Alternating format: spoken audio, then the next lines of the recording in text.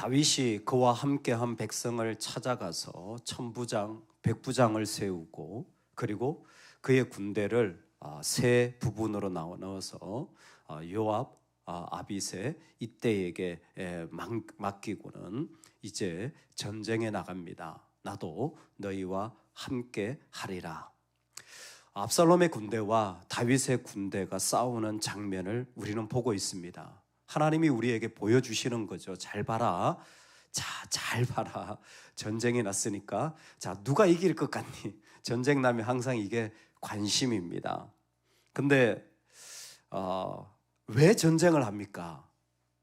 지금 이 전쟁을 왜 하는 겁니까?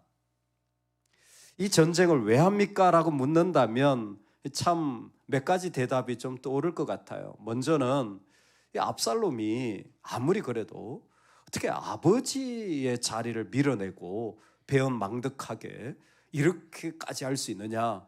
가만히 있을 수 없다. 이거는 마땅히 전쟁해야 된다라고 말할 수 있을 것 같습니다. 또 왜 이 전쟁을 합니까? 한다면 물론 다윗도 중요하고 압살롬도 중요하지만 이스라엘 나라가 하나 되어야 되지 않겠느냐? 뭐 이쪽이든 저쪽이든 어쨌든 나라가 어떤 식으로든 쪼개지는 게 아니라 하나가 되어야 된다라는 또 거시적인 안목도 가능할 것 같습니다. 압살롬이 전쟁을 일으킨 이유도 타당성이 있을 것이고 다윗이 거기에 대항해서 싸우는 이유도 타당할 것입니다. 왜 전쟁합니까? 근데 우리가 맞이하는 답은 대단히 얼떨떨한 답을 맞이합니다. 전쟁은 항상 명분이 있고 정의가 있고 그 이유가 있는데 우리가 오늘 맞이하는 답은 그 두 가지 어떤 것도 아니라 다윗을 보호하려고 전쟁한다는 거예요. 여러분, 이게 전쟁의 이유가 됩니까? 다윗 한 사람을 보호하려고 이 전쟁을 한다라는 거예요.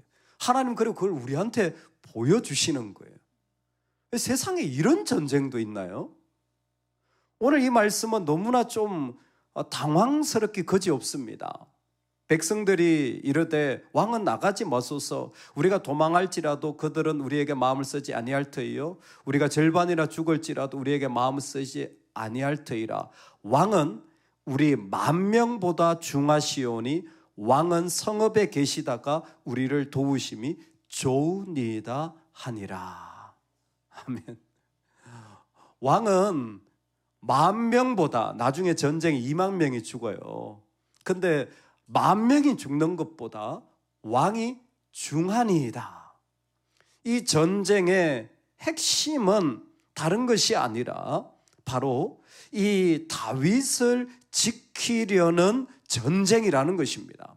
10,000명이 죽는 것보다 당신 한 사람을 지키는 것이 더 소중합니다. 여러분, 이것은 이스라엘의 뒤통수를 때리는 것과 마찬가지입니다. 여러분 잘 생각하셔야 돼요. 사실 이스라엘이 지금 여기까지 이 지경이 되어 압살롬의 반역을, 압살롬이 민심을 얻게 되어지고 압살롬이 그렇게 왕자까지 앉게 된 근본적인 문제를 제공한 사람이 누구냐면 다윗이에요. 여러분, 그 출발점으로 가보면 뭐가 있었냐면 다윗이 전쟁에 나가지 않고 자기 집 옥상에 올라갔던 게 출발이었어요. 그때부터 이미 다윗에 대한 신뢰가 떨어졌고 다윗은 하나님 앞에 죄를 지었고 그것 때문에 그 자기의 동료 우리아가 죽는 걸 부하들이 다 알아요. 그러니 어떻게 다윗을 신뢰할 수 있습니까? 다윗이 군대에서 그 자리를 지키지 않았던 것 때문에 불행한 일들이 한두 가지가 아닙니다. 근데 지금은 반대로 다윗은 그 군대에 같이 있지 말기를 부탁하는 거예요. 사실 예전을 생각하면 그때 아시죠? 사람이 좀 실수를 했으면 배워야지. 당신이 가셔야 됩니다. 당신이 죽더라도 거기서 죽어야 됩니다. 이렇게 얘기해야 되는 게 과거의 실패와 아픔을 기억한다면 맞을 거예요. 그런데 지금은 그게 아니라 우리 10,000명이 죽더라도 당신은 군대에 같이 가면 안 됩니다 라고 도전하고 권면하는 겁니다. 이건 대단히 중요한 하나님의 도전입니다. 이스라엘 백성들에게 너무나 영적으로 중요하고도 선명한 자리에 서 있어요. 오늘 우리가 지금 그 자리에 서 있기를 원하시는 겁니다. 자, 너희들은 어떻게 할래? 하나님 우리에게 말 거시는, 너희들은 어떻게 할래? 가늠한 다윗 붙잡고 살래? 내가 세운 다윗 왕 붙잡고 살래? 너희들은 어떻게 할래? 다윗 때문에 그 아픔을 겪은 그것 붙잡고 살래? 아니면 내가 세우려고 하는 약속 위에 선 다윗 붙잡고 살래? 지금 딱 그 장면이에요. 근데 사람은 딱 보니까 두 가지 다 보여요. 다윗을 보면서 그가 저지른 죄를 왜 모르겠으며 그것 때문에 뼈아픈 실패를 공동체 전체가 지금 다 신음하고 있는데 왜 모르겠어요? 그래서 지금 이렇게 나라까지 빼앗겨가지고 요단강을 건너서 동평지 쫓겨왔는데 여기에 말 한마디만 하면 화해할 거 아니겠어요? 누군가 불평해서 아유 저 다윗 때문에 이 한마디만 하면요 다 전부 다 100마디 1000마디 다 할 분위기잖아요. 그런데 이 군인들에게서 나온 말은 그게 아니라 우리가 다 죽더라도 당신은 살아야 됩니다. 하나님 왜 이 장면을 보여주십니까? 우리도 똑같아요. 우리도 삶의 자리에 그 자리에 영적이라고 하는 신앙인이라고 하는 이 어마어마한 그리스도인이라고 하는 이름을 붙일 때 우리 눈에도 허물이 보이는데 놀랍게 우리 눈에는 또 하나님이 세우신 어떤 것들도 있다라는 게 인정이 되는 거예요. 여러분 그렇지 않습니까? 나에게도 분명히 부족함이 보이는데 동시에 하나님이 세운 어떤 자리라는 것도 또 있어요. 그때 분명히 이 전쟁은 우리에게 하나님의 확정함을 도전하는 거예요. 너 뭐 붙잡고 살래? 이스라엘 군대는 분명하게 다윗이 범죄한 자리에서 돌아서서 하나님이 세운 약속의 자리로 확실하게 걸어간 거예요. 여러분 이 확정이 있기를 축원합니다. 그 자리로 나아가는 거예요. 그게 그들의 표현이 우리 10,000명보다 소중합니다. 사무엘 하 21장 17절에도 보면 이와 비슷한 표현이 또 반복되어져서 다윗 역사에 있었다는 것을 보여줍니다. 스리야의 아들 아비새가 다윗을 도와 그 블레셋 사람을 쳐 죽이니 그때 다윗의 추종자들이 맹세하여 이르되 왕은 다시 우리와 함께 전장에 나가지 마옵소서, 이스라엘의 등불이 꺼지지 말게 하옵소서 하니라. 이게 여기만 있던 표현이 아니었어요. 아비새도 다윗은 전장에 나가지 마소서, 저 블레셋 사람과 싸우다가 당신이 죽으면 안 됩니다. 왜냐하면 당신이 우리의 등불이기 때문입니다. 이것을 조금 더 쉽게 말하면 당신이 우리의 생명입니다라고 고백한 거예요.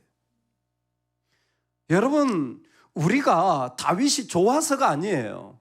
하나님이 세운 믿음의 사람들의 모습이 생명으로 연결되어져 있다라는 것을 보여주는 거예요.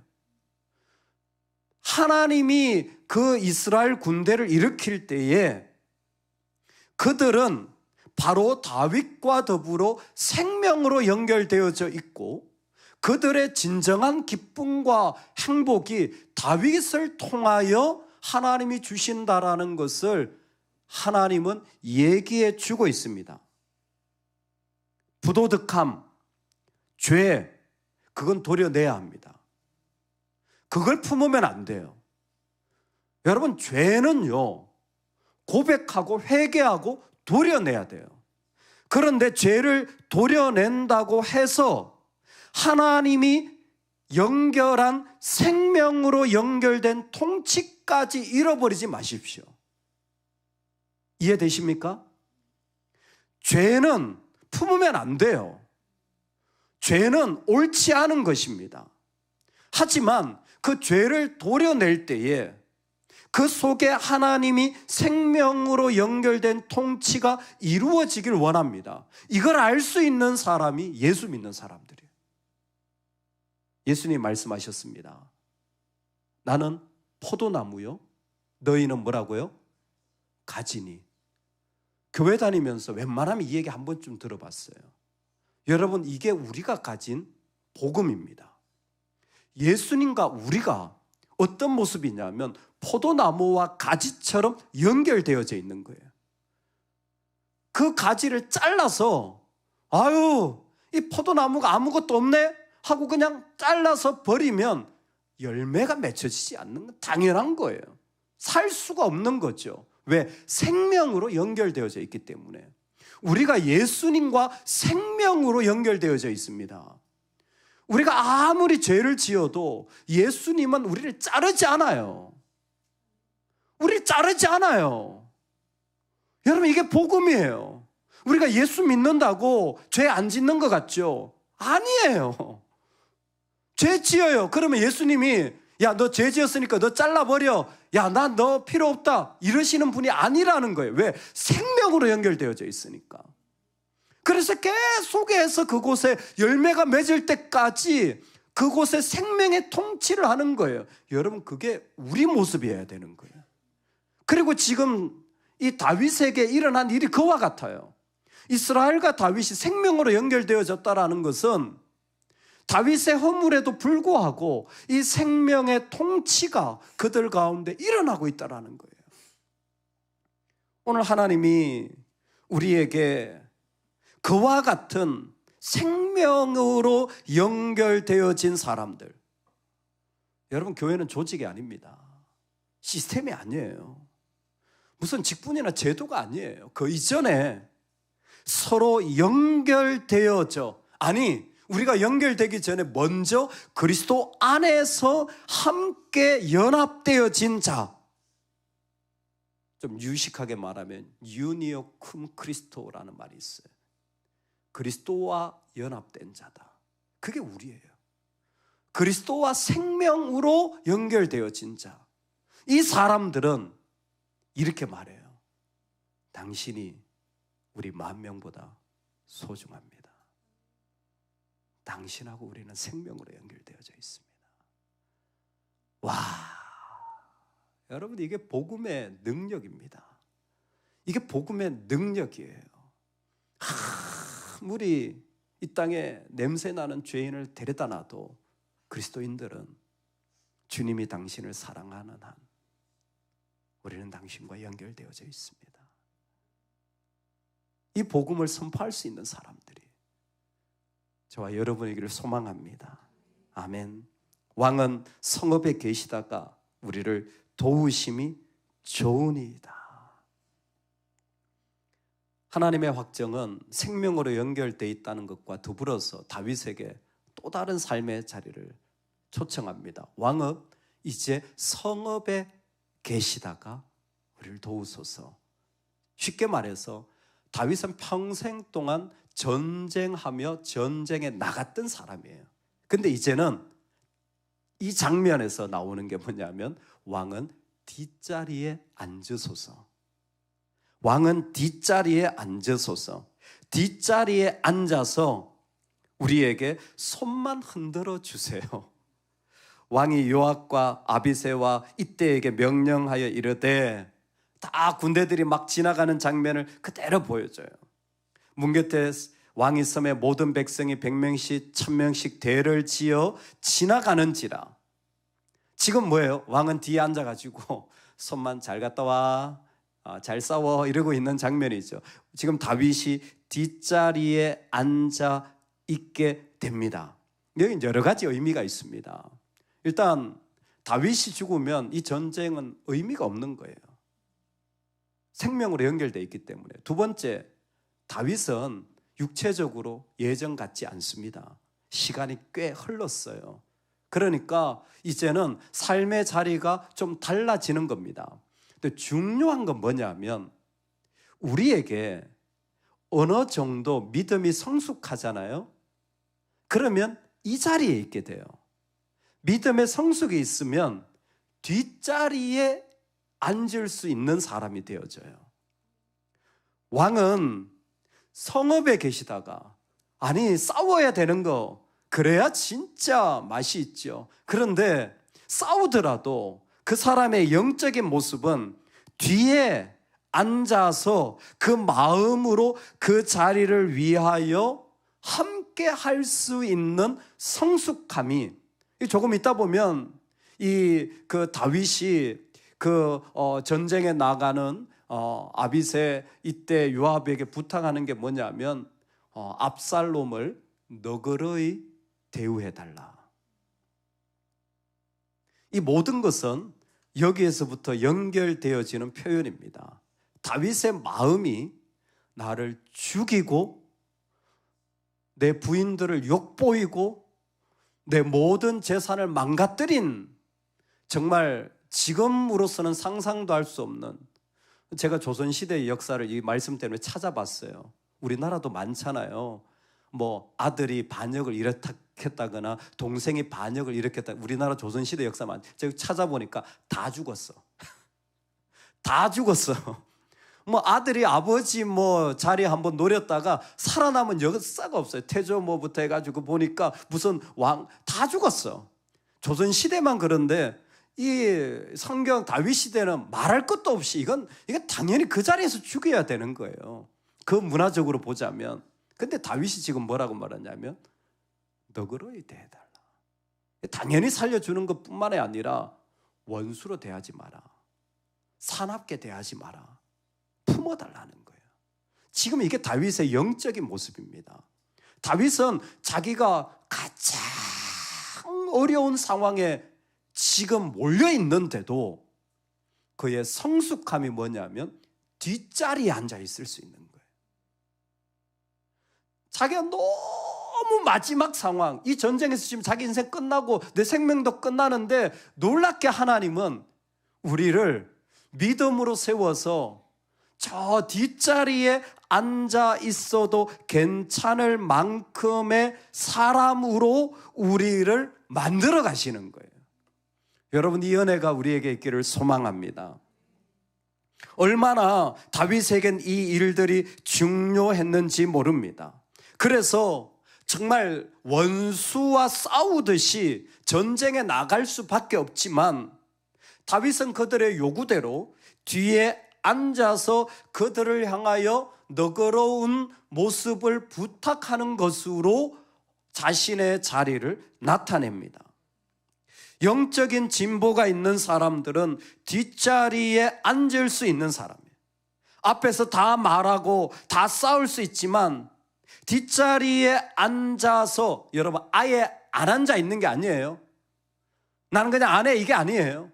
뒷자리에 앉아서 기어이 그곳에서 하나님의 마음을 전달하는 통로로 사용되어지는 거예요. 이 고백은 얼마나 아름다운 고백인지 사실 아들에 대한 정일 수도 있습니다.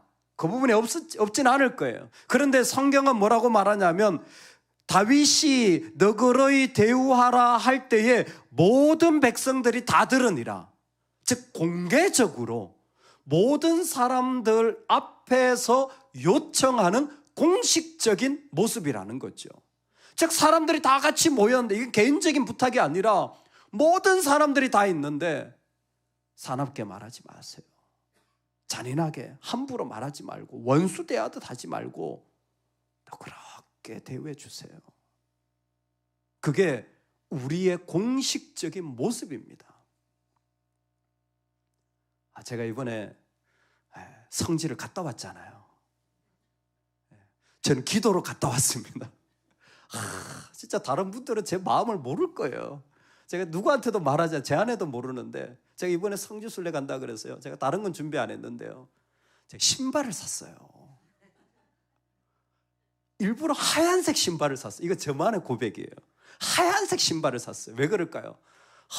정말 아무것도 바라지 않고 주님이 그러셨다는 그 땅을 이 하얀색 새 신발로 나도 그냥 순전한 마음으로 한번 아무 생각도 안 하고 주님만 생각하며 한번 걸어보리라. 제가 그 기대로 얼마나 준비를 했는지 몰라요. 저 혼자 기도를 저는 여러 번 갔다 왔어요. 기도로 갔다 와서 그런지 못 가게 됐어요. 근데 이번에 이렇게 우리 이제 성도님들하고 같이 이렇게 준비를 하는데 제가 너무 기뻤어요. 왜 그러냐면 이 모임을 자주 하지는 않는데 몇 번 하면서 우리 성도님들이 너무 성숙하신 거예요. 이런 준비하면서 이런저런 이야기들이 있을 수 있는데 하나도 별 문제가 안 돼. 여러분, 이거 뭔가 얘기를 하다 보면 막 복잡하고 막 어렵고 막 답답하고 더 막 골치 아프고, 근데 이런 걸 하다 보면 그런 일들이 더 많아지거든요. 제가 마음이 너무 감사한 거예요. 지난 시간 동안에 우리 교회에 주신 은혜가 이런 거였구나. 성질 안 가도 저는 은혜 다 받은 것 같은, 다음에 하나님 보내주시면 더 감사하고 신발도 사놨는데. 여러분, 영적 성숙은 뒷자리에 앉을 수 있는 사람.